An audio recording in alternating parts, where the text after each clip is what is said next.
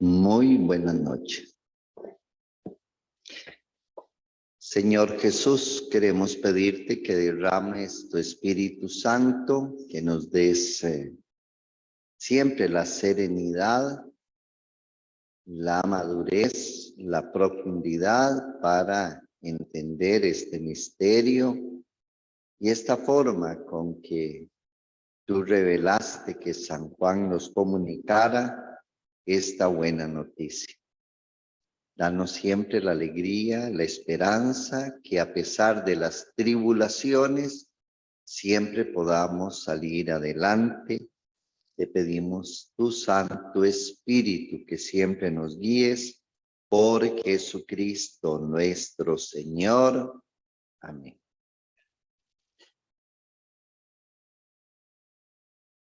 Hoy quería empezar así como una motivación de este estilo.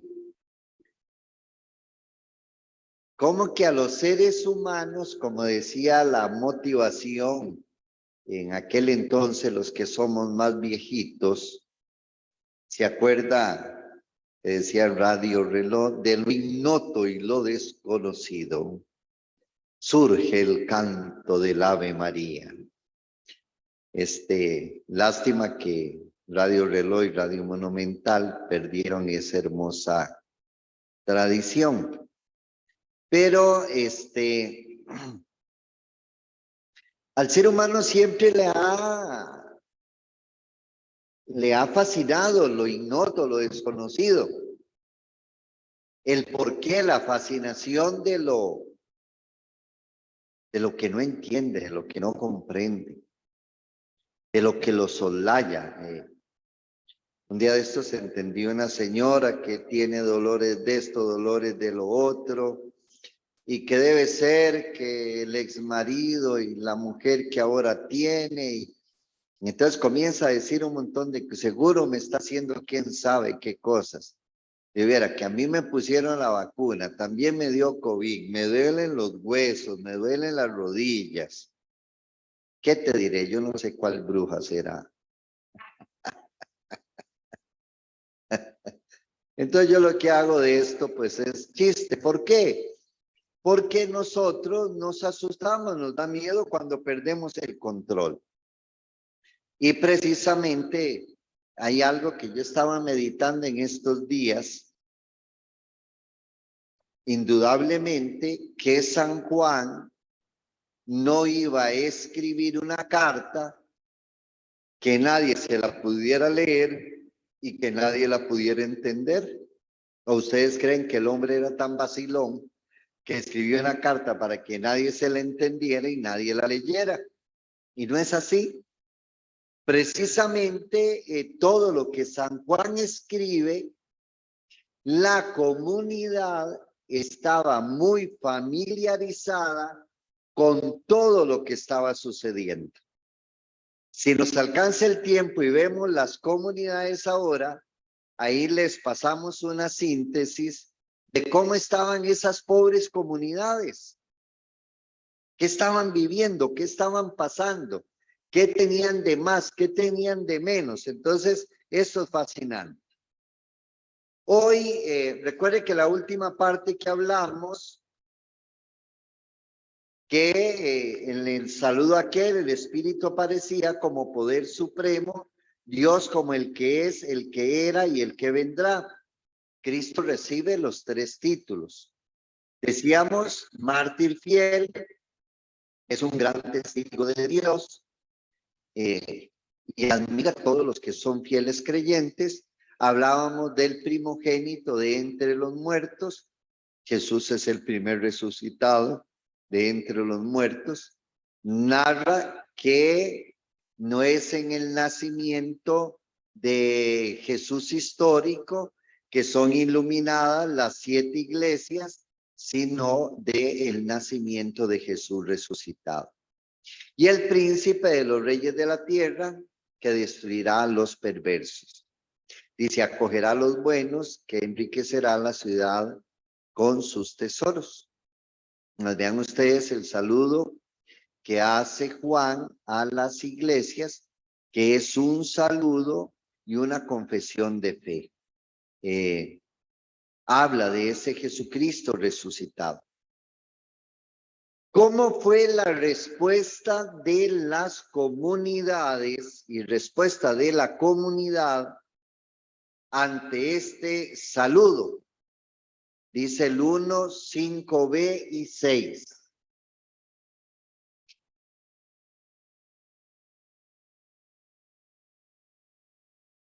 Vean, yo estoy aquí con ustedes dándole como un curso de exégesis bíblica.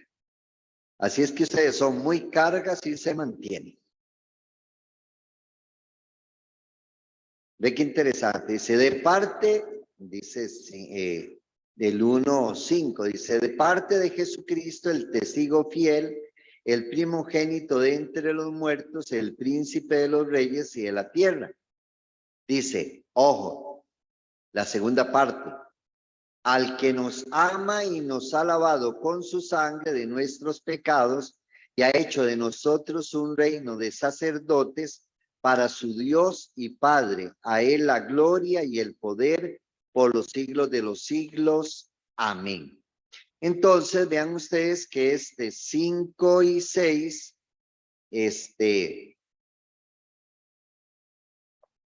viene a ser el saludo de parte de Juan, de Dios, de parte de Dios, los espíritus y de Cristo. ¿Qué sucede? La comunidad acoge este mensaje y responde directamente alabando y reconociendo a Cristo el Salvador. Tengan presentes esto, que las comunidades cristianas de Asia Menor son iluminadas desde la Pascua, desde Jesús resucitado. Entonces vean ustedes, aparece como el amante, el liberador y el glorificador. Entonces vean las tres palabras. Entonces no es cualquier Jesús el que parece puramente humano, sino el que ha vencido el pecado, la muerte, nos ha liberado y ha resucitado. Aquel que nos ama, testigo fiel, se muestra como el amante, no en pasado, sino en el presente pascual. Ya Jesús ha resucitado. Entonces Jesús camina con nosotros en nuestra historia. Vean ustedes que esta es, voy a usar una palabra, la clave hermenéutica. Cuando uno dice la clave hermenéutica, la palabra es cuando uno hace la interpretación teológica desde el texto bíblico.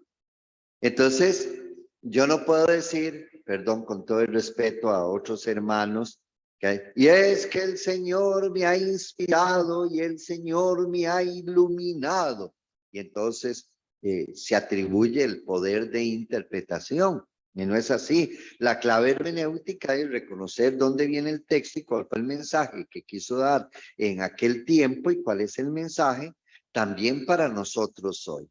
Entonces vean ustedes, vidente y comunidad se saben amados y entienden el drama final del encuentro. ¿Hacia dónde nos lleva el Apocalipsis? ¿A dónde nos lleva? En la cena del Cordero, la boda del Cordero. Y díganme una cosa, ¿y quién va a la boda? ¿A quiénes invitan ustedes a la boda? Como decía una amiga mía, dice, yo no hago fiesta para no llenarle la panza a nadie. Eso dijo. Y entonces, ¿a quién vas a invitar? A la familia que siempre ha caminado conmigo. Qué bonito. Y era que la boda, yo estuve ahí, lo que habían eran los papás, los suegros, los hermanos de novio, las hermanas del novio, las amigas de ella, los amigos de él. La población no pasaba de 20 personas. Entonces, los que me han amado, los que han estado conmigo, están en la boda. Entonces, lo mismo Cristo Jesús, los que le hemos amado, estamos con Él. Y Él está con nosotros. Entonces, vean ustedes que el Apocalipsis 21 y 22 nos habla de las bodas del Cordero. Si usted ve ahí los títulos del 21 y 22, se va a percatar. El 21, ¿qué dice? La Jerusalén celestial, la Jerusalén mesiánica. Y el 22 habla del trono y habla de la boda del Cordero, del esposo.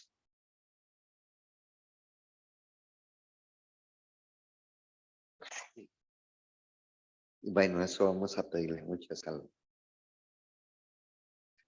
Pero, ¿cómo y de qué forma interacciona el Cordero de Dios con nosotros?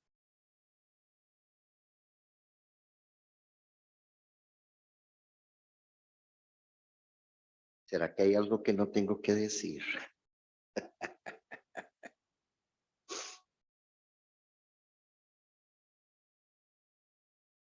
Es que el Cordero Pascual nos libera de nuestros pecados. Aquí yo quiero hacer una reflexión y una pregunta para los que nos siguen. ¿Qué entiende usted por pecado? Recuerde el paralelismo, que ahora más adelante lo vamos a ver. Es el rompimiento de la relación del hombre, Adán y Eva, con Dios. Se rompe ese vínculo de amistad y de amor. Y en el Apocalipsis se recobra y se habla del árbol de la vida. Qué interesante.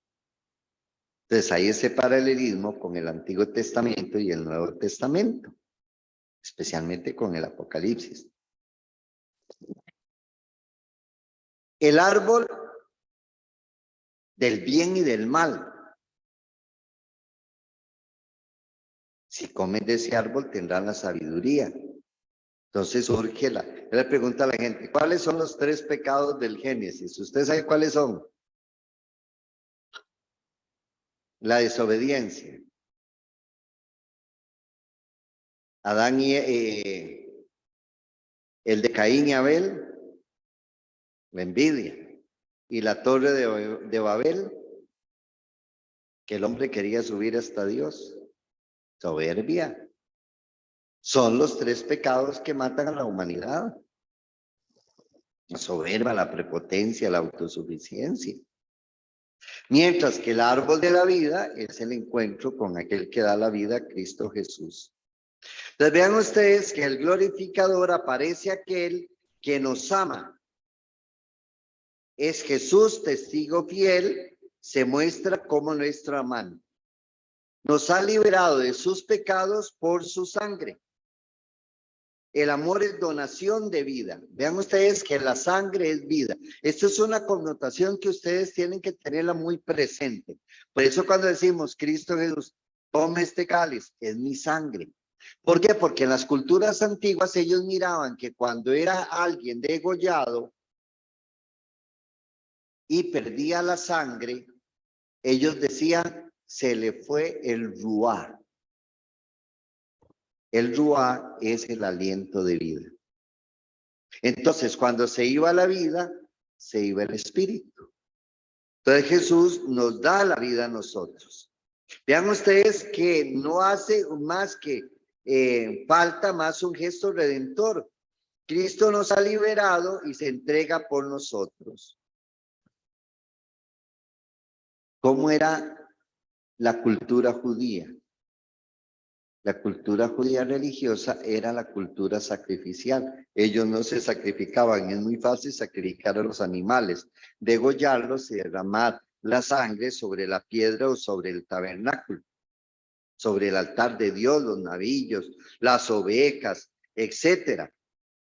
Cristo Jesús es el que él mismo se entrega. Él ofrece su sangre porque ya no quiere más sacrificios y Él lo hace de una vez para siempre. No hay necesidad de violencia ni de venganza de Dios, sino que Él viene a regalarnos. Su amor es tan grande que nos regala la gracia. Y la gracia son todos los dones que nos da. Por eso dice, Cristo es el primogénito de entre los muertos. Dice ahí, él ve. Termina así, diciendo, es un reino de sacerdotes su Dios. Son ahí sí. Un reino de sacerdotes de Dios y ahí la gloria por los siglos de los siglos. Anteriormente dice, príncipe de los reyes de la tierra, que nos ama y nos ha lavado con su sangre nuestros pecados y ha hecho de nosotros un reino de sacerdotes. Entonces, por eso nosotros somos, por el bautismo y por el crisma, un pueblo profético, real y sacerdotal, porque estamos llamados como Cristo a dar vida a los demás. Ese reinado que Él nos ofrece, el príncipe de los reyes de la tierra, aparece como creador de un reino de salvados. Vean ustedes que el reino de Jesús no es un reino de poder ni de mancillar al ser humano, todo lo contrario. En ese reino participamos por la fe y somos una humanidad reconciliada con Él. Entonces todos nos volvemos sacerdotes porque ofrecemos nuestra propia vida. ¿Qué significa ser sacerdote? Ser mártir. Pues ofrecen a Dios su propia vida en fidelidad como Cristo. Ahora entonces nos vamos vislumbrando. ¿Por qué San Juan le habla de esa manera a la comunidad? Les voy a adelantar un poquitito. ¿Qué significa esto? Que si Cristo se liberó de todo pecado, Cristo fue fiel en la misión, ¿qué esperamos de aquellas comunidades? Que sigan siendo fieles a Cristo Jesús. La comunidad, el regalo es que tenemos que aprender a ponernos en manos de Dios. Es muy duro aprender a confiar en Dios. Uno siempre quiere, en la vida de uno, como que uno quiere tener control de todo. Y uno en la fe también quiere que Dios le dé ese control. Por eso decíamos el domingo, qué terrible, nosotros queremos un Dios al servicio de nosotros, sino nosotros a un servicio de Dios y al servicio del reino de Dios. También se da, recuerde que además del Apocalipsis, recordarles que se da un aviso profético. El profeta es aquel que anuncia. Y entonces hay también esa doxología con que culmina el amén. Así es, sea así, es verdad. Amén significa eso. ¿Ustedes sabían eso? Amén significa así es, sea así, es verdad. Entonces vean ustedes que en esa celebración, por eso decíamos que el Apocalipsis es cultico, es culto, porque también se ofrece la oración, significa que el tiempo de Dios se ha cumplido. ¿Y cómo nos cuesta a nosotros entender el tiempo de Dios? Hay cosas que a veces nos resultan difíciles. Por ejemplo, decía San Pablo ayer, yo sé que a ustedes, les dice a los de Gálatas, que le han contado que yo me porté muy mal y que por culpa mía muchos fui encarnizada mi lucha porque quería terminar con las comunidades cristianas. Y San Pablo dice, yo era un aborto, ahora yo soy de Cristo. Entonces, vea, los extremos que a pesar de las vejaciones de los seres humanos, cuando uno se convierte, Dios lo convierte a uno en hombre totalmente nuevo. Entonces, esto es muy importante que lo entendamos, que Jesús nos ha liberado, el que viene, esa es la trama que nos trae el Apocalipsis, diciéndole a las comunidades cristianas, no se asusten, viene la liberación, va a ser pronto, va a ser aquí y ahora, pero dicen los teólogos, pero todavía no. Entonces tenemos que tener, por eso se le dice el libro de la esperanza. Hay gente que le dice a uno, ya no aguanto más. Dios no me escucha, Dios no me ayuda. Ese viene Jesús no es un ser desconocido, sino el que nos ama y nos ha hecho hijos y sacerdotes. Todos los ojos lo verán, dice el Apocalipsis. ¿Por qué? Empieza el texto diciendo, viendo o esperando una humanidad, pues todos verán a Cristo Jesús, el Salvador, el que traspasaron y hirieron por la cruz. Entonces vean que aquí no nos está presentando un Cristo, a pesar de que está resucitado, no es triunfalista, sino un Jesús que pasó todo el dolor, el sufrimiento de la pasión de la cruz. ¿Para qué? Para que aquellas comunidades también sientan la fuerza de que Cristo Jesús sufrió y es el modelaje que tienen que tomar para seguir en esta lucha de persecución que están enfrentando el Imperio Romano.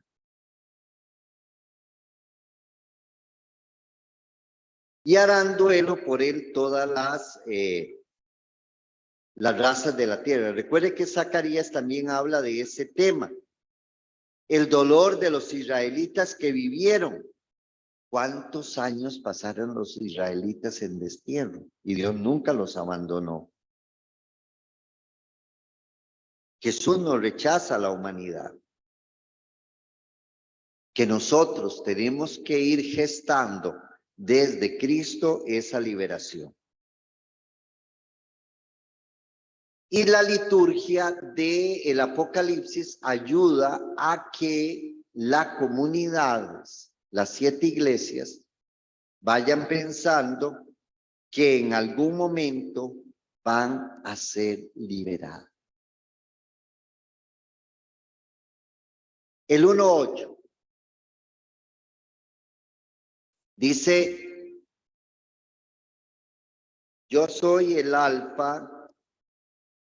Bueno, el 7 dice, mira, viene acompañado de nubes, todo ojo lo verá, y hasta los que traspasaron, y por él harán duelo todas las razas de la tierra. Sí, amén.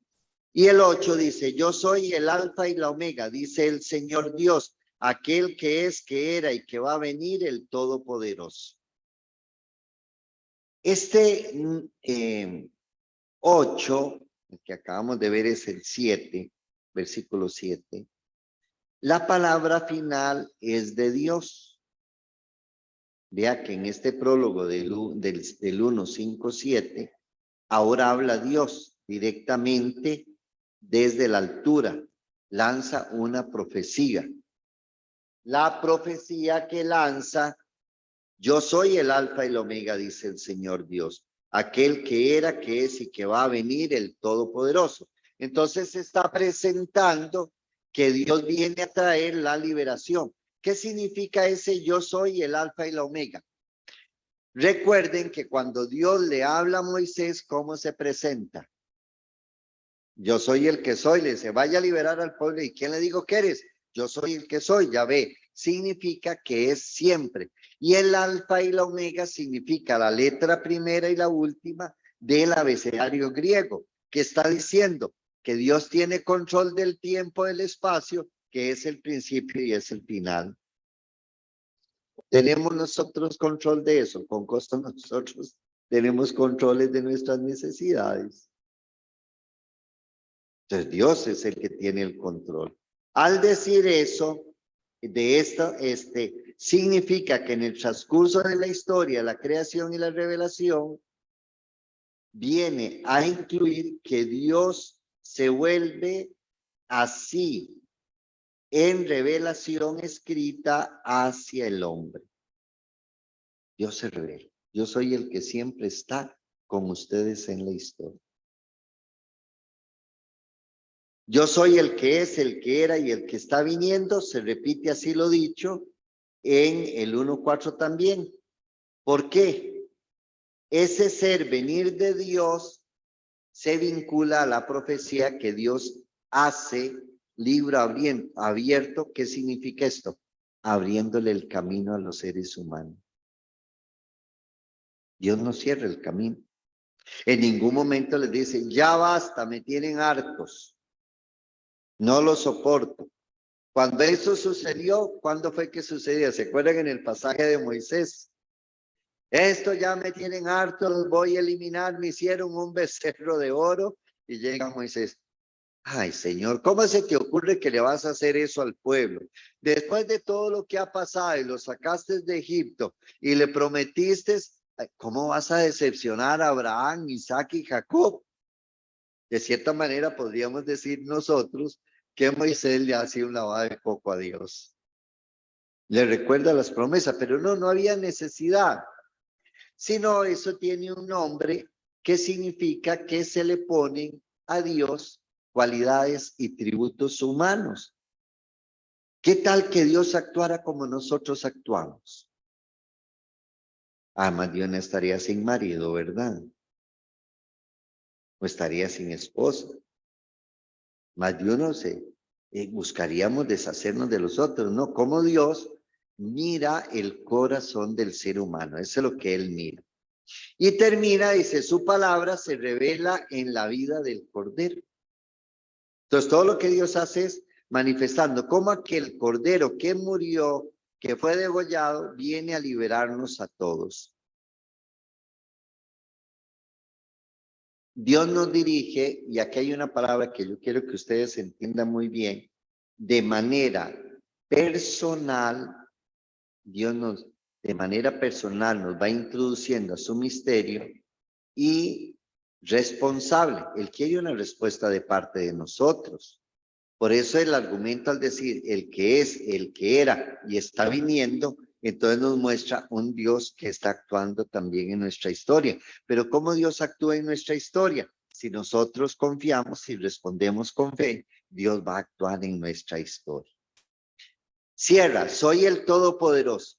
La comunidad ha ofrecido a Dios gloria y poder. Lógicamente, Dios responde fundando en su poder total. Recuerda cuando les hablaba del Pantocrátor. ¿Quién es el Pantocrátor? Cristo Jesús.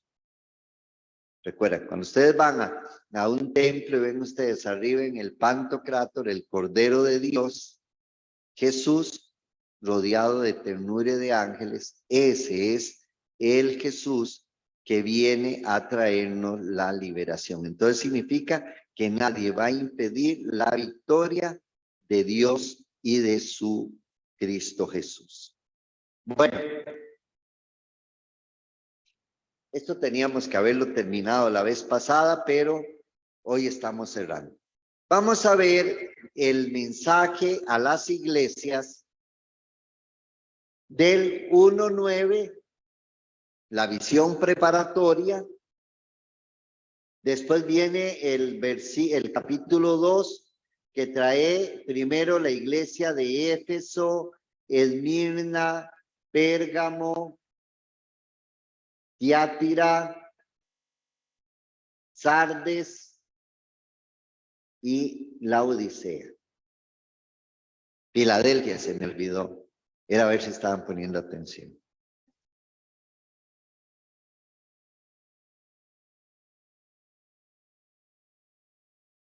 Vean ustedes que del 1:9 al 20 se nos narra la vocación profética. Yo no sé si alguien quiere venir y quiere leernos. Por ahí está el micrófono inalámbrico. No. Sí, sería bueno para que ustedes mismos vayan ayudando y yo no resulte tan cansón y ustedes participen también. Vean ustedes que comienza, dice, la escena está construida sobre el modelo de visiones y vocaciones. ¿Qué es? San Juan recibe una visión y una vocación, un llamado. Entonces, esto es muy importante, que es la vocación profética de Juan y las 7 cartas a las iglesias de Asia. Justifica y expande el tema del prólogo. Entonces, vean ustedes aquí que se da una presentación, 1:9-11, visión de Juan. Entonces comienza así, 9:1-11. Juan, yo Juan, hermano vuestro y copartícipe, déjenlo ustedes, hermano nuestro y copartícipe en la tribulación, reino y resistencia por Jesús, me encontraba en la isla llamada de Patmos por la palabra de Dios y el testimonio de Jesús. Un día el Señor fui arrebatado por el Espíritu y oí tras de mí una voz grande como la de trompeta que decía: escribe en un libro que veas y mándalo a las 7 iglesias, a Éfeso, Esmirna, Pérgamo, Tiatira, Sardes, Filadelfia y Loaiza. Vamos a detenernos un poquitito, que ustedes tienen ahí un mapa, para ver dónde puse el, como yo no tengo el, quedaron folders ahí. Sí, vean.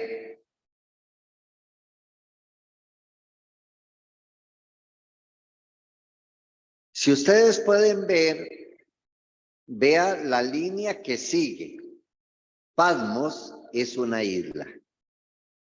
Sigue Éfeso, después Esmirna, Pérgamo, Tiátira, Sardes, Filadelfia y Laodicea.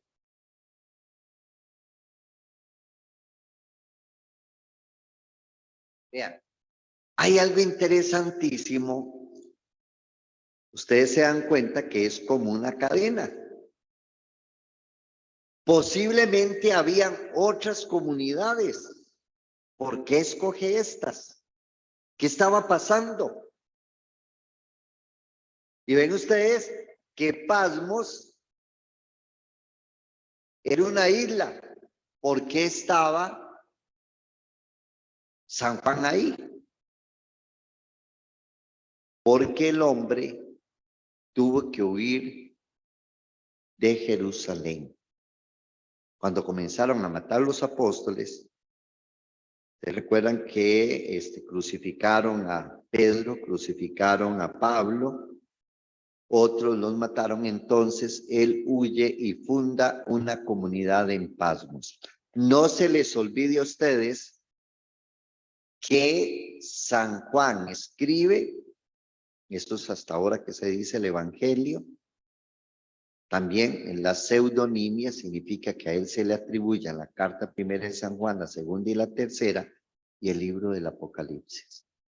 Ahora, como él tenía una comunidad, algunos dicen que ya él estaba muy viejito, y entonces los escribientes que él tenía, que mandaba las cartas a las comunidades, él les dictaba o él les decía y ellos iban haciendo las cartas. Si ustedes lo miran de esa manera, Apocalipsis se habla que es del 90. Cuando muere Cristo Jesús en el 33, se supone que Pablo era el más joven y el hombre andaba entre 18 y 20 años. Del 33 al 90, estamos hablando de 57 años, más 20 o 23. Él tenía cerca de 70, 80 años. Entonces, como ustedes pueden ver, era una persona ya grande. Bueno, vean el significado de esa parte de la presentación. Al decir yo, Juan, él escribe su nombre propio, no oculta su personalidad.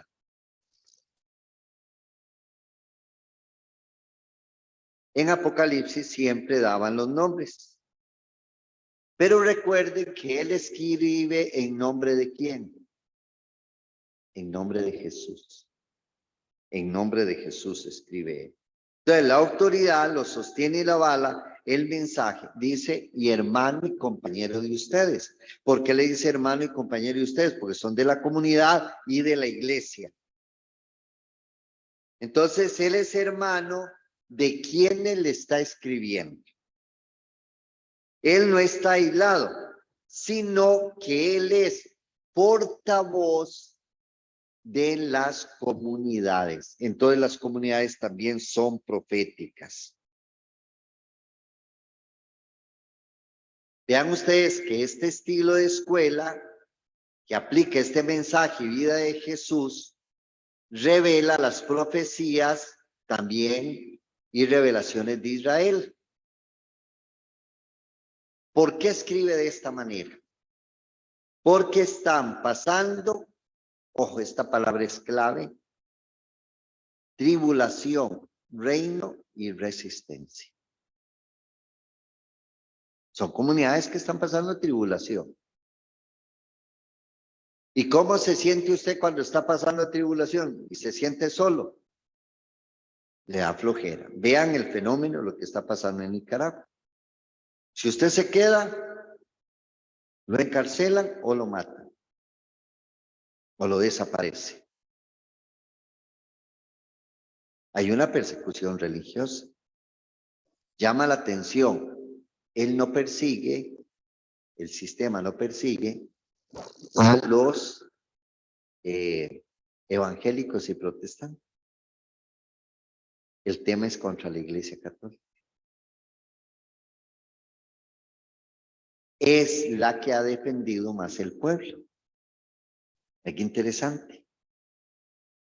Podemos hacer esos paralelismos en ese mundo apocalíptico. ¿Por qué la gente sale corriendo y se van? Porque saben que los pueden matar. ¿Por qué? Por lo que vivieron anteriormente en sus prácticas religiosas, por lo que dijeron. Es una cantidad enorme de gente que ni nosotros mismos sabemos que han muerto. Entonces la tribulación pertenece a los tiempos finales. Por eso cuando uno está en tribulación, ¿qué es lo que desea? Morirse, esconder o desaparecer. Cuando usted está en tribulación, ¿para qué vivo? ¿Para qué estoy aquí? ¿Quién lo sostiene a usted y quién lo anima? Hoy le llamamos depresión.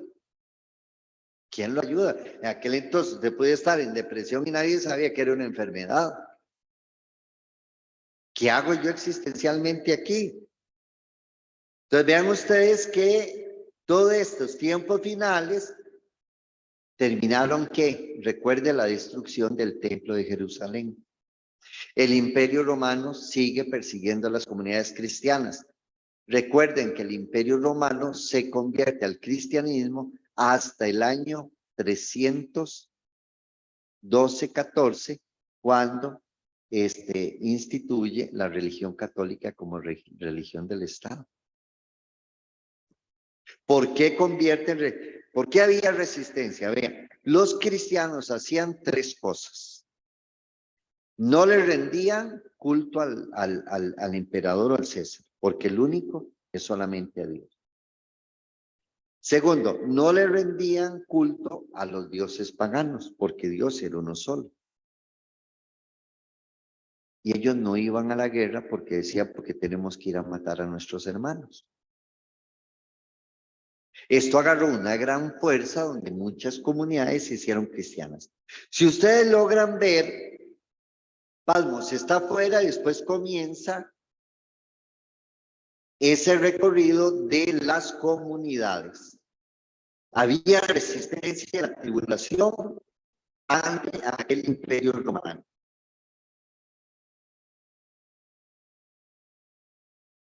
Como la iglesia estaba en persecución, San Juan le da, en este lenguaje tan particular, le da el ánimo para que sigan adelante en las pruebas.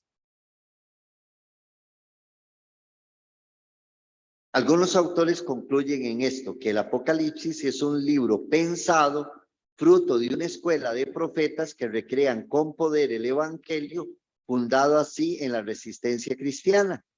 Es un libro total que interpreta los rasgos principales del mensaje de Jesús y de la historia. A ver, cuando Pedro muere, ¿qué pide Pedro? Que me crucifiquen como mi maestro y no importa, con la cabeza para abajo. Cuando Esteban es apedreado, ¿qué dice Esteban? Yo les perdono todos sus pecados. Y lo que están haciendo, pido a Dios que les perdone todos sus pecados y lo que están haciendo. Y que están dando testimonio de amor. ¿Por qué? Porque hay una fe que trasciende más allá. Y eso es lo que el libro del Apocalipsis quería transmitirle a las comunidades que eran perseguidas. Dice, yo me encontraba en la isla de Patmos por la palabra de Dios y el testimonio de Jesús. Estaba exiliado y confinado este profeta en un peñasco marino que los romanos empleaban para desterrar a los disidentes rebeldes al oeste de Éfeso. Y ahí habían desterrado a Juan. Qué raro, ¿verdad? Muy común que desterraran a la gente en las islas. Por ejemplo, la gente más malita que nosotros teníamos los mandaban a San Lucas. Y claro, dicen que habían muchos peces muy carnívoros alrededor de la isla. Entonces, si alguno pasaba y se salvaba, era un milagro. No aguantaban el nado. Entonces, vean ustedes que aquí entre ellos está Juan, que sufre por la palabra, al expandir la palabra de Cristo Jesús, de ser testimonio de Cristo Jesús, su vida se vuelve también una vida de protesta. A ver, voy a ponerles un ejemplo que tal vez les calce. Cuando un jefe es mal jefe en el trabajo, ¿qué es lo que hace usted? O agachar la cabeza y aguantar, o lo que hacemos es comenzar a hartárselo con todo el mundo. ¿Sí o no? Cuidado, Janet. Que Janet es mi secretaria para los que nos están siguiendo. Entonces, ven ustedes, cuando un jefe no nos gusta, no nos agrada, eso es lo que hacemos, hay disidencia. Ahora tenemos, gracias a Dios, nosotros protección acá. Entonces, por los derechos. Entonces, vean ustedes que el libro del Apocalipsis explica este comienzo, nos sitúa en el exilio, al exterior de un imperio que se diviniza y le expulsa. Juan no cae en depresión. Todo lo contrario, se convierte en decidente, profético. Él denuncia lo que está pasando. Él comienza todo lo que ha recibido en su encuentro con Cristo a decirlo. ¿Y cómo se iba a decir San Juan si San Juan es el apóstol del amor? Usted se lee el Evangelio de San Juan y las cartas, es unas cartas de un hombre enamorado totalmente de Cristo Jesús. Los amigos le ayudan a escribir esta carta a las 7 iglesias de manera que sea un lenguaje que si alguien toma aquel libro no lo puede interpretar fácilmente, pero que sí las comunidades cristianas ya conocían el lenguaje y lo podían interpretar. Termina ahí diciendo el Evangelio: oí tras de mí una voz grande como de trompeta. Dice que la voz lo sorprenda detrás. Juan es el profeta y escucha el aviso de Cristo que dice: y dirá a las comunidades. Significa que no ha callado su voz. Ni Juan ni la de Cristo nadie la va a callar. ¿Entienden eso? En un lugar de disidencia nadie lo va a callar. Va a seguir anunciando. ¿Qué es lo que pasa, por ejemplo, en la iglesia martiría? ¿Cuántos mártires han habido que escondidos han anunciado el evangelio? Muchísimos. Porque puede más el fuego, como dice Jeremías: hay dentro de mí un fuego que yo no puedo contener, que me obliga a evangelizar y a hablar de Cristo Jesús y de ese Cristo Jesús resucitado. Y entonces, ¿qué le dice el ángel? Lo que veas, escríbelo en el libro. Mándalo a las 7 iglesias de Éfeso, de Esmirna. Entonces, esto significa que él, al mandarlo a las iglesias en la provincia romana de Asia, están las ciudades viejas que están por ahí, que se habían conformado en comunidad. Es lo que es el continente asiático en este momento. Hay otro lenguaje ahí, vamos a saltar rápidamente porque me interesa que lleguemos a las iglesias. Yo espero que hoy podamos hacer ese salto. El 1, 12, 16. El que lo tiene ahí, alguna Biblia de Jerusalén, léalo por favor. San Juan 1, 12, 16. Este que tiene el micrófono, doña.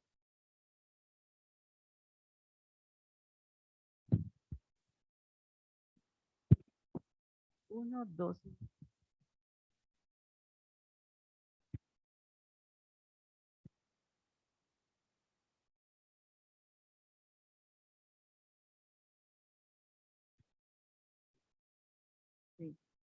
Me volví a ver a quién era la voz que me hablaban, y al volverme vi 7 candeleros de oro.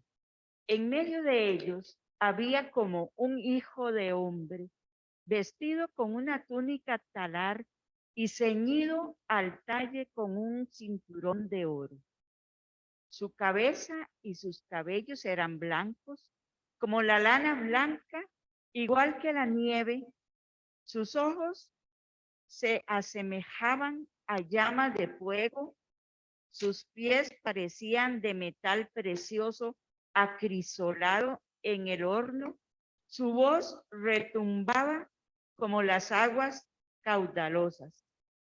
Tenía en su mano derecha 7 estrellas y de su boca salía una espada aguda de 2 filos. Su rostro brillaba como el sol en plena canícula. Vean qué impresionante todos los lenguajes que están ahí. El Hijo del Humano y los candelabros. Vean ustedes que esto es una teofanía cristológica. Teos, Dios, fanía, manifestación de Cristo Jesús. Entonces vean ustedes que forma parte de este relato vocacional de Juan que consta de una breve introducción. Dice, Juan vuelve y mira la voz que le habla. Y hay una descripción de hijo de humano. Entonces, ¿qué está diciendo cuando se dice que es hijo de humano? Que Jesús Pascual no es un fantasma, que es el que resucitó humano y transforma la humanidad. Vean ustedes que en este relato ya habla de las 7 iglesias, toma un cuerpo, dice, pasando de la escucha a la visión directa. De escuchar a la visión directa. Entonces dice, y vi 7 candelabros de oro.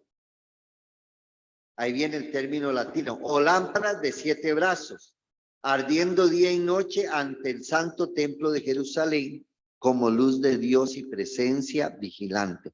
Recuerde que el número 7, ¿qué significa? Plenitud, perfección. Y la luz, ¿a quién representa? A Cristo, y representa a Dios en la zarza ardiente, ¿verdad? ¿A quién está iluminando? Al pueblo. Recuerden el pasaje del Éxodo. Yo lo digo ahí, ahí está la cita, pero Dios iluminó al pueblo de Israel por el desierto y lo iluminó en la noche para liberarlo del faraón y de sus carruajes. Entonces, vean ustedes que este es un elemento maravilloso, el de la liturgia de la luz, como nosotros en la noche de Pascua emulamos este mismo sentido. Jesús en la noche, la luz de Cristo pascual, irrumpe y nos ilumina.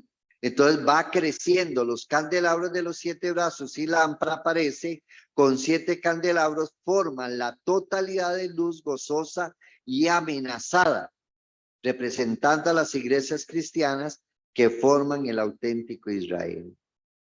Está representando a las 7 comunidades a las que Pablo, pudieron haber más, pero estas eran las más representativas con todo el simbolismo que tiene. ¿Y qué había en medio de los candelabros? Uno como hijo de hombre. Vean ustedes que las 7 luces irradian y ardían ante Yahvé. Entonces, son las que rodean al Hijo del Hombre, es decir, al que Dios ha escogido como Redentor, Salvador de la humanidad, ofreciendo la luz. Jesús se presenta, yo soy la luz del mundo. Esta es la teología, oiga la palabra, cristológica de tipo eclesial, que Jesús ilumina a las 7 comunidades. Es el misterio de Jesús resucitado presente en las comunidades. Tenía en su mano derecha 7 astros, que representan los astros.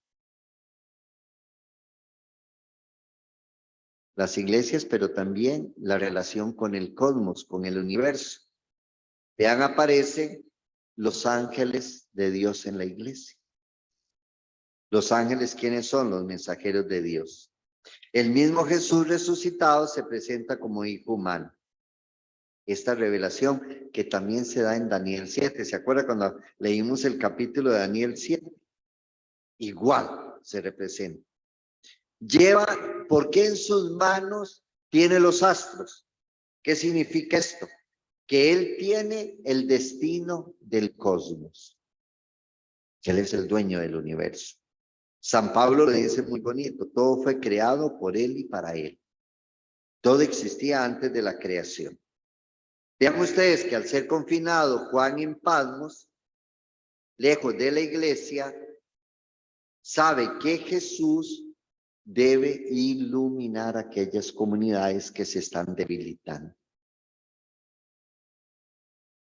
¿Por qué? Porque no habían comunidades perfectas como nosotros. Vean ustedes, ¿cuánta gente se ha jalado de la iglesia? ¿Cuántas excusas y mentiras dice? ¿Y se las cree? Me fui por tal cosa, me fui por tal cura, me fui por esto, me fui por lo otro. Yo digo, no había una verdadera fe. No tenía a Cristo como luz que le iluminara. Al darles Juan la luz a las iglesias es para que éstas se iluminen y éstas a su vez iluminen a la comunidad donde están y sean luz. Cristo es el centro, por eso Él es el humano, Él es el centro. Vamos a leer rápidamente, voy a dejarlo hasta ahí porque ahí hay una serie de elementos que hay que explicar, pero vamos a dejarlo para ver si pasamos a las 7 iglesias. Seguimos con el del 17 al 20. Otro que me ayuda ahí, por favor. 1, 17 al 20.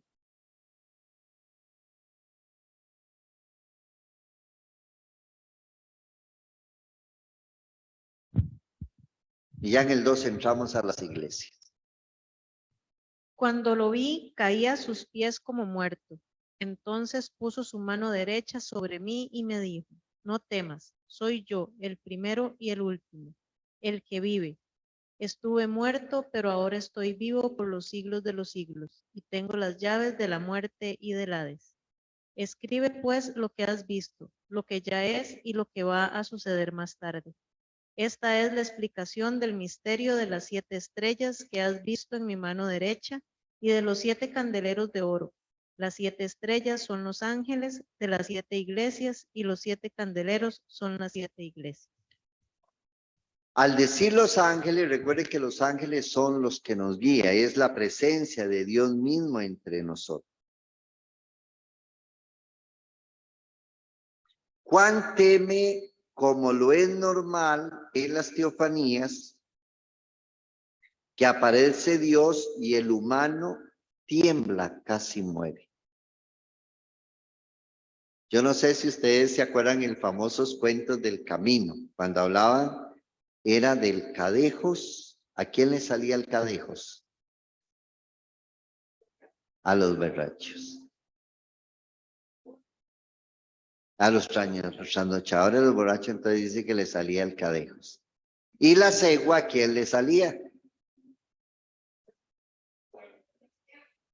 A los enamorados que andaban metiéndose con otras mujeres. Entonces eran cuentos de camino, claro, eran sustos. Entonces, ¿qué es lo que pasa uno ante estos grandes eventos maravillosos? El ser humano se paraliza, no entiende, se siente empequeñecido. Y lo que yo les decía al principio, que uno no tiene control de eso. Entonces, indudablemente, usted se asusta. Me da miedo. Por eso se muestra el darle confianza a las comunidades para que la comunidad recupere la confianza en Cristo Jesús y en sí misma. A mí me impacta enormemente. Yo creo que yo no tendría habría que pasar mucho camino de no tener miedo de enfrentarse uno ante la muerte. Si a uno le da miedo una muerte natural, imagínense ahora que usted se enfrente ante alguien que lo quiere matar porque usted no le gusta, le cae mal y está dando testimonio de algo que a él no le gusta. Entonces vean ustedes que dice aquí, Cristo divino dice, no temas. Vean ustedes que al invitar en esta visión, no temas, nos recuerda a Daniel. Daniel no tuvo ningún miedo. Fue echado en un pozo ardiendo, con fuego ardiendo. Lo echan en un pozo con los leones. Entonces, ¿de dónde viene esa fuerza? Por eso San Juan necesitaba que en esas epifanías darle la fuerza a aquellas comunidades para que profundizaran y encontraran en Cristo Jesús la fuerza para seguir luchando. Entonces vamos a ver varios elementos rápidamente. Por ejemplo, hay aquí hay una profundización escatológica. ¿Qué es lo que dice? Yo soy el príncipe y el último, el que vive. Estuve muerto, pero ahora estoy vivo. Por los siglos de los siglos. Tengo la llave de la muerte y del Hades. Claro. Recuerde que el Hades o el Sheol es el lugar de la muerte. Entonces, en la cosmogonía que tenían las culturas antiguas, arriba estaba la deidad. En la parte intermedia, los vivientes, las aves y demás. Y debajo de la tierra estaba el Hades. El Hades era el lugar de castigo para los griegos. Y para los hebreos, el Sheol, lugar de la muerte. Entonces Jesús pasa los 7 anillos. El primero se encarna, vive entre nosotros, muere, está 3 días y resucita. Entonces Él es el que tiene el poder y la gloria. Entonces vean ustedes que esa es la profundización. Yo soy el primero, el último, soy el viviente, estuve muerto, pero ahora vivo por los siglos de los siglos. Cristo Jesús que se ha entregado su vida por los humanos y es el viviente y se une a nosotros. Tengo mi poder, la llave de la muerte y del Hades. Cristo Jesús, entonces, es cósmico y eclesial. Cósmico, ¿por qué? Porque tiene en sus manos los astros, las estrellas, y eclesial, porque Él ha dado la vida por la iglesia y por la comunidad. Él sabe que ha bajado al infierno, al Hades, a la muerte, que domina a los seres humanos, los subyuga, nos da miedo, pero Él abre las puertas de la vida. Entonces, por eso Cristo Jesús es el centro, la meta de nuestra historia. Por eso Él es el alfa y el omega. Vean ustedes que también habla ahí de los mandatos proféticos, el 1.19. 1.19. Hoy están aquí, los tengo a pura exégesis ustedes, ¿ah? 1.19. Escribe pues lo que has visto, lo que ya es y lo que va a suceder más tarde. Este 1.19 resume la visión, escribe lo que ves en 3 momentos. 1, lo que has visto, Juan será testigo de esta experiencia pascual. Lo que está sucediendo, es decir, las cosas que ahora son reflejadas en las 7 iglesias, que vamos a ver en el 2 y 3, todas las persecuciones que pasan. Y lo que va a suceder después de todo esto, aludiendo al anuncio futuro del 4 hasta el 22, capítulo 4 hasta el capítulo 22, donde se da todo el proceso de liberación de las comunidades. Y vamos a explicar el 1.20. Aquí voy a Texas, voy más bien muy rápido. 1.20. Dice el 1.20. La explicación del misterio de las 7 estrellas que has visto en mi mano derecha y de los 7 candelabros de oro es esta. Las 7 estrellas son los ángeles de las 7 iglesias y los 7 candelabros son las 7 iglesias. Entonces, hay 2 signos ahí que se presentan. En la mano de Cristo están los astros y los candelabros. ¿Qué representan los astros?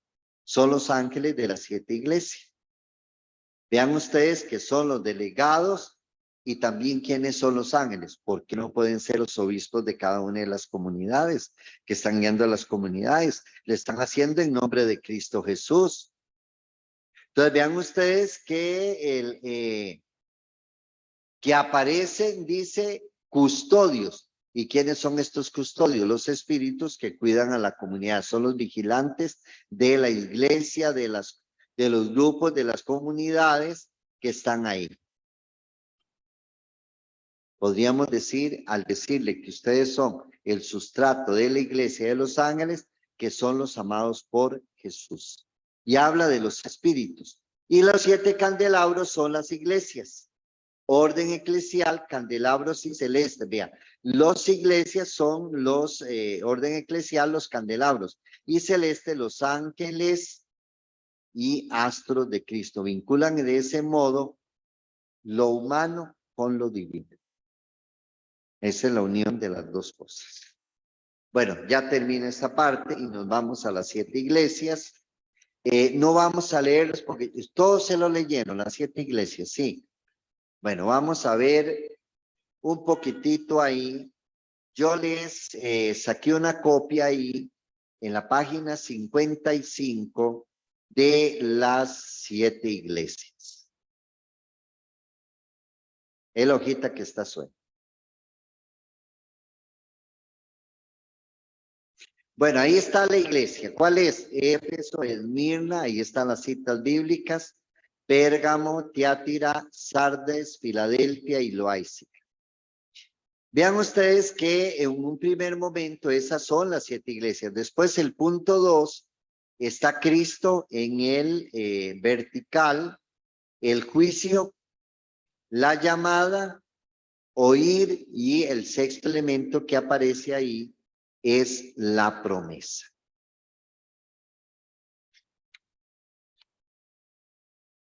La promesa.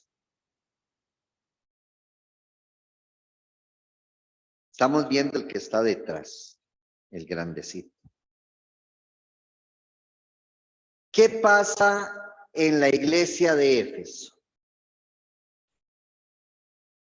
Ve qué interesante. Vamos leyendo rápidamente ahí. En la iglesia de Éfeso, Cristo dice, tiene 7 astros, pasea entre 7 candelabros. En la de Esmirna, primero y último, ha muerto y vive. ¿De quién se está refiriendo? También a Cristo Jesús. En el primero, los candelabros y demás que los tiene en sus manos, es Cristo Jesús. Y en el otro, en Esmirna, también habla de Cristo. Ojo, Pérgamo, tiene la espada de 2 filos en la boca. ¿Quién tiene la espada de 2 filos? ¿Por qué? Porque Jesús es el Señor de la justicia. Tiátira, hijo de Dios con ojos de fuego y pies de bronce. ¿A quién está refiriéndose? A Cristo Jesús. En la iglesia de Sardes, tiene 7 espíritus de Dios y 7 astros. ¿Quién tiene los 7 espíritus de Dios y los 7 astros? Cristo Jesús. Filadelfia, santo verdadero con la llave de David. Cristo Jesús. Y en la iglesia de la Odisea dice, amén, fiel y verdadero testigo, origen de todo. Esto lo estoy haciendo partiendo del principio que ustedes se leyeron las 7 iglesias. Y si no, después las van leyendo y hacen el conteo. Aquí viene un tema muy delicadito, juicio. En Éfeso tiene un signo de más. Ahí lo ven. Tienen obras y resistencia. ¿Cuál es la debilidad de la iglesia de Éfeso? Menos amor enfriado, como que no les parece la comunidad de 4 reinas. Esmirna, más resiste, es pobre y rica. Menos no tiene defecto, es la más perfecta. En la iglesia de Pérgamo hay más fidelidad y martirio. Menos, dice, tiene nicolaitas y balaamitas. Después vemos qué es eso. Juicio. Por ejemplo, la iglesia de Tiara tiene fidelidad y resistencia, pero también tiene a las jezebalitas. Les voy a explicar rápidamente qué es las jezebalitas. Jezabel era como la gran prostituta. La mujer infiel, que se movía por todo lado para ganar. Sigue la iglesia de Sardes. Tiene pocos fieles, menos su vida es muerta. Y además de que tiene pocos fieles, la iglesia está casi en el suelo. La iglesia de Filadelfia tiene más fidelidad y resistencia.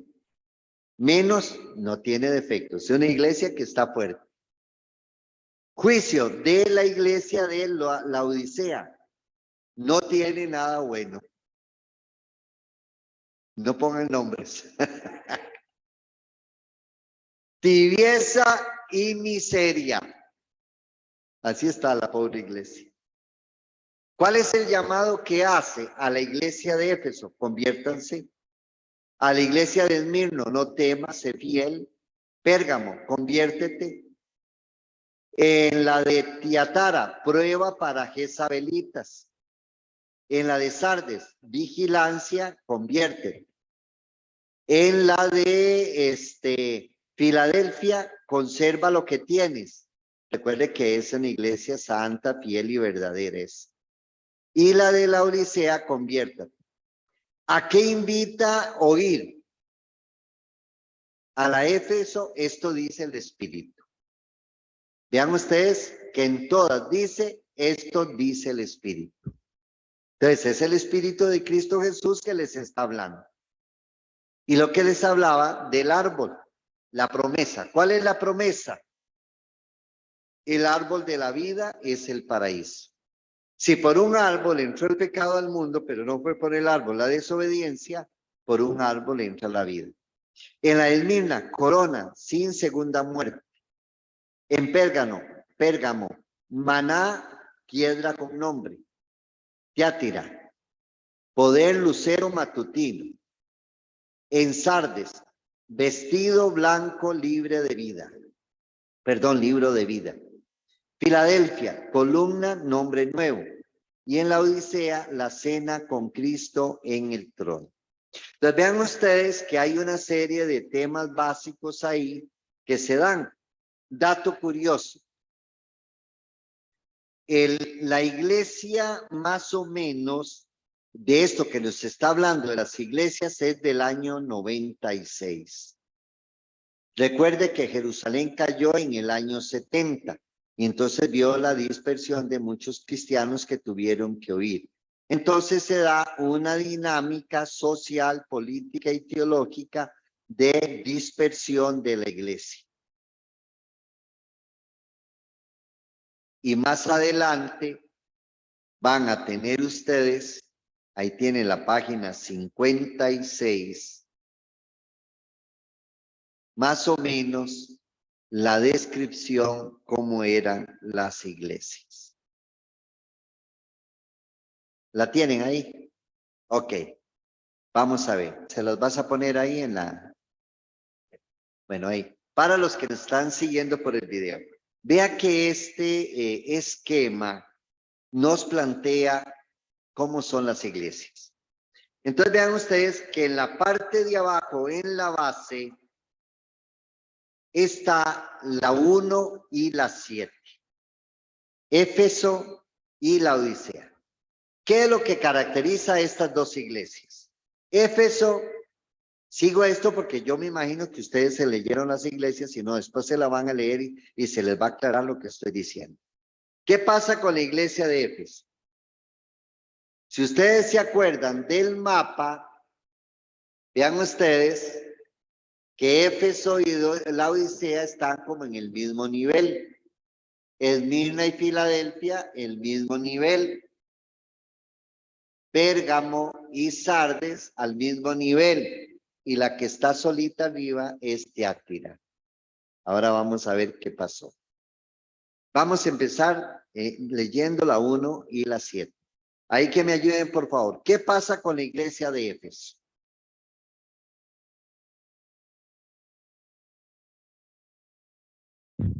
Comunidad dividida. Comunidad dividida como las impares. Sabe resistir se opone a los falsos apóstoles que parecen nicolaitas, pero ha perdido el primer amor al Cristo expresado en las obras antiguas de fidelidad. Si sigue en esa línea, corre el riesgo de perderse. Cristo moverá su candelabro abandonándola por siempre. ¿Qué le pasa a la iglesia de la Odisea? Que es la que está paralela a esta. Más que dividida, parece mala, pues pretende ser al mismo tiempo fría y caliente, pagana y cristiana, entre paréntesis tibia. Es signo de todas las iglesias dispuestas a pactar con Roma, llamándose cristianas, pero renunciando a la identidad de Jesús. Juan la sitúa ante la gran alternativa. No puede ser las dos cosas a la vez. ¿Qué les suena a ustedes? De que las dos iglesias se están jugando de artistas. Dice que aparentan ser cristianas, pero también están jugando con el Imperio Romano. Esa dualidad. Y vean que esa dualidad y esa hipocresía es muy común en nosotros los seres humanos. Tenemos muchos cristianos que son así, o que somos así. Por un lado, vamos a la misa, dice que rezamos, le pedimos a Dios, pero también disfrutamos de los poderes terrenos. Criticamos, chismeamos, perdóneme la expresión que voy a decir, le vendemos el alma al diablo con tal de no caer. En esa realidad estaban esas dos iglesias. Sigamos ahora con la de Esmirna y Filadelfia, otro que nos ayude. ¿Qué pasa con la iglesia de Esmirna?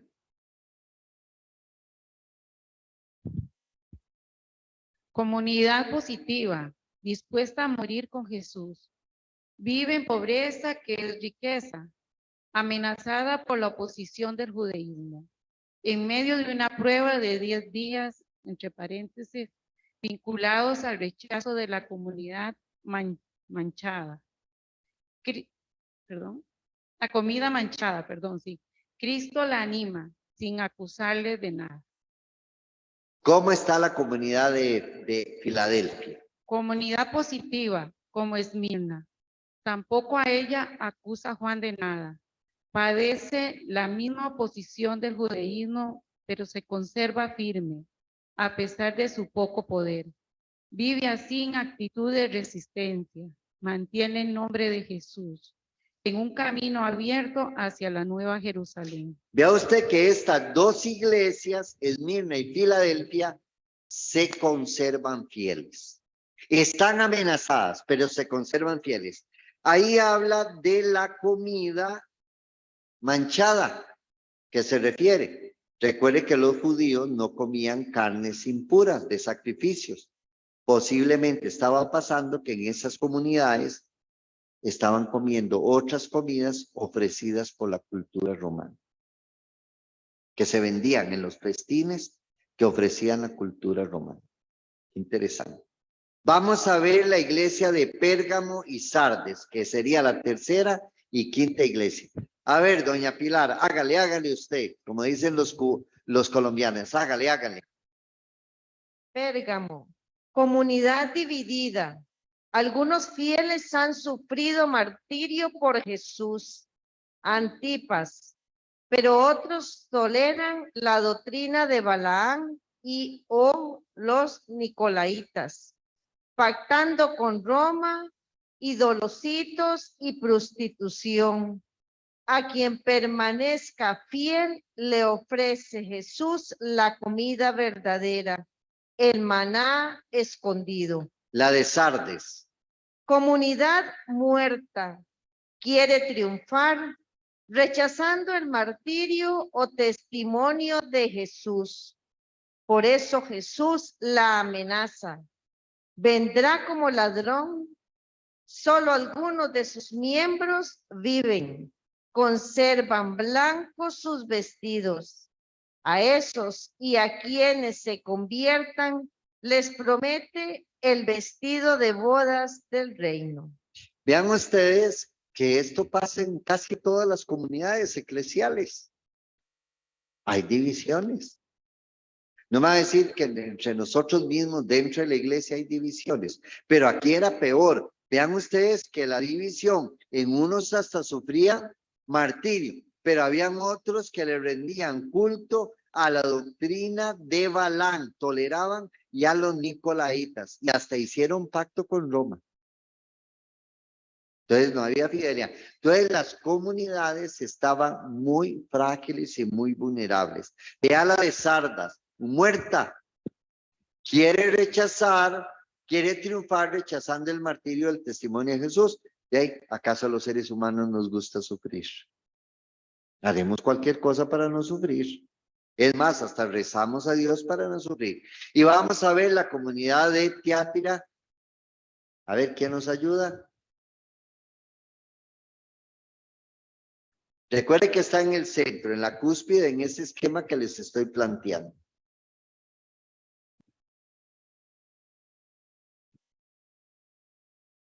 Centro de atención del Apocalipsis. Es buena, pero en ella actúa una profetisa llamada simbólicamente Jezabel, entre paréntesis como la reina idólatra de Primera Reyes. Primera Reyes. Juan se ha opuesto sin éxito a su doctrina. Parece partidaria de un cristianismo sabio que conoce la profundidad de Dios o Satanás. Los creyentes pueden comer idolocitos y pactar. Juan dice prostituirse externamente con Roma. Vean ustedes qué terrible. Es el centro de la comunidad donde se les había infiltrado en la misma comunidad gente que les estaba haciendo un daño terrible y vendiéndoles ideas de las que no eran. Era como lo que estamos viviendo en la cultura actual. Bueno, yo quisiera dejarlos hasta ahí hoy, para que ustedes se lean con más calma, ya vista desde esta perspectiva, las 7 iglesias y vean lo que nos espera la próxima vez. Cristo, esto dice Cristo y su palabra, donde empieza la fórmula ahí de la explicación de los 7 astros, etcétera, etcétera. Después vamos a ver al vencedor, que es el Espíritu, y después el juicio del amor, discernimiento y llamado, que es lo que nos va a tocar en la lección número 4. Entonces, yo sí me gustaría que se lean de nuevo las 7 iglesias. Después, las 2 últimas sesiones, la próxima vamos a terminar de ver las iglesias, y en las 2 últimas sesiones, si les parece, vamos a ver algunos elementos del vocabulario en la sesión número 5. La 4 las terminamos las iglesias de analizarlas. Yo quiero que se las lean. Y en la 5 vamos a ver el capítulo 12 y 17 del Apocalipsis. Y en la 6 vamos a terminar viendo el 20, 21 y 22 del libro del Apocalipsis. No pudimos terminarlo todo, pero ustedes yo creo que ya se están dando una idea de cómo ver el libro del Apocalipsis. Y sí sería bueno que ahí se les dio el vocabulario, el diccionario del vocabulario, para que ustedes cuando ya hablemos de esas palabras ahí, ya ustedes estén como más familiarizados. ¿Les parece? A los que nos están siguiendo por Facebook, ahí les vamos a subir los textos para que ustedes ahí puedan verlos también. Bueno, buenas noches, que Dios me los bendiga a todos y de veras vivimos una lucha interior, como dice San Pablo, el hombre viejo que tengo en mí, que no me deja que nazca ese hombre nuevo, el del amor, de la verdad, la justicia, y también en nuestra sociedad tenemos grandes luchas. Hoy cada día los seres humanos quieren la vida más fácil, es más, hasta la salvación la queremos más fácil, pero Cristo Jesús nos enseña que el amor nos compromete a transformarnos y hacer luz y transformar este mundo. Padre nuestro que estás en el cielo, santificado sea tu nombre. Venga a nosotros tu reino, hágase tu voluntad, así en la tierra como en el cielo.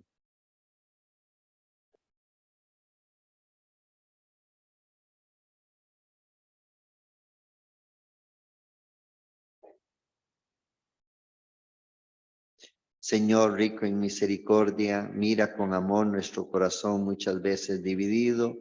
Derrama tu Santo Espíritu para que podamos fortalecernos y ser tus testigos por Jesucristo nuestro Señor. Amén.